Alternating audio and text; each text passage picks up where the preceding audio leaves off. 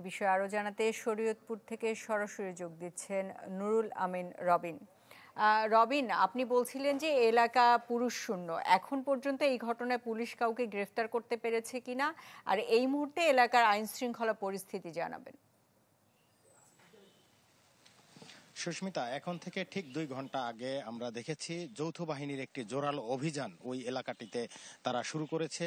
Police, RAB এবং সেনাবাহিনীর সমন্বয়ে সেই অভিযানটি পরিচালনা করা হচ্ছে। তারা ঘটনাস্থল পুরো এলাকায় কিন্তু তারা টহল দিচ্ছেন এবং এই ঘটনার সাথে জড়িত যারা রয়েছেন তাদের আটকের চেষ্টা করছেন। পাশাপাশি যে সকল অস্ত্র এখানে ব্যবহার করা হয়েছে, হাত বোমা সহ, সেগুলি উদ্ধারের জন্য তারা তৎপরতা চালাচ্ছেন। তবে এখন পর্যন্ত, শেষ খবর পাওয়া পর্যন্ত, আমাদের কাছে কিন্তু কাউকে আটক করেছে পুলিশ এই ধরনের কোনো তথ্য নেই।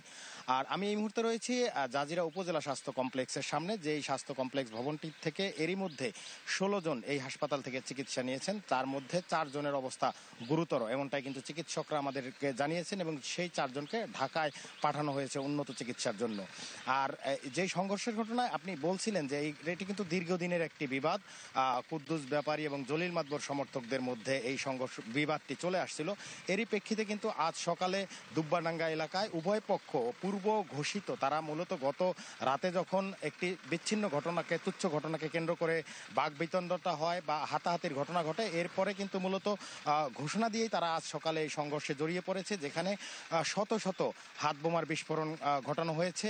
এবং এই হাত বোমা বিস্ফোরণের ফলে পুরো এলাকায় কিন্তু আতঙ্ক ছড়িয়ে পড়ে।